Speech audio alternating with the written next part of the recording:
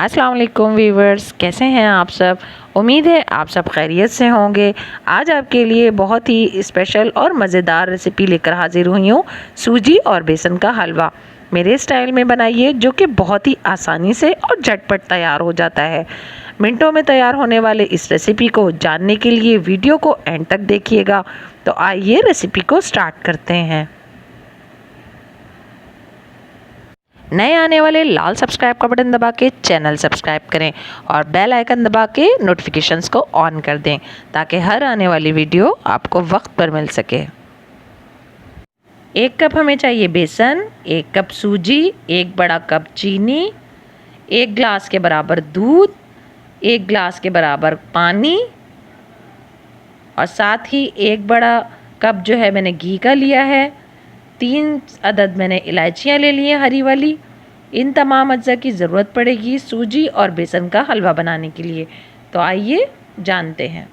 एक कढ़ाई में घी को अच्छे से हम गरम कर लेंगे।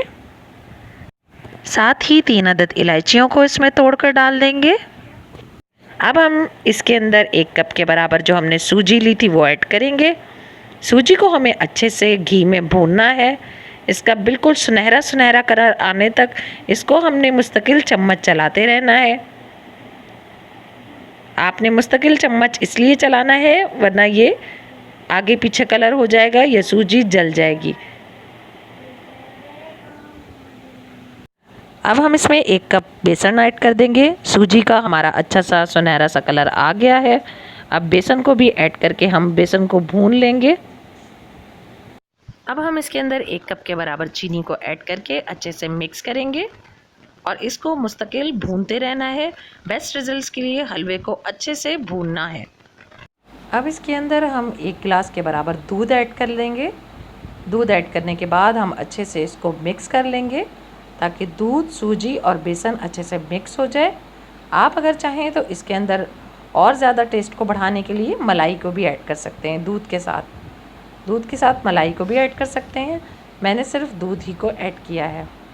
अच्छे से मिक्स कर लें, ताकि कोई गुठली इसमें ना बाकी रहे और ना नीचे से बिल्कुल जले।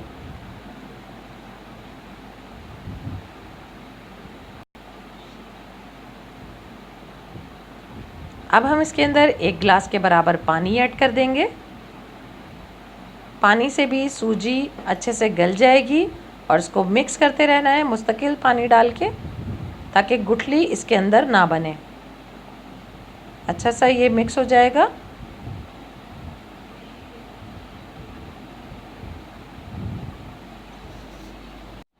व्यूअर्स, ये देखिए हमारा हलवा तकरीबन तैयार है। मुझे थोड़ा सा इसमें घी कम लग रहा था, तो मैं इसके अंदर घी को शामिल करके अच्छे से चम्मच चला लूँगी।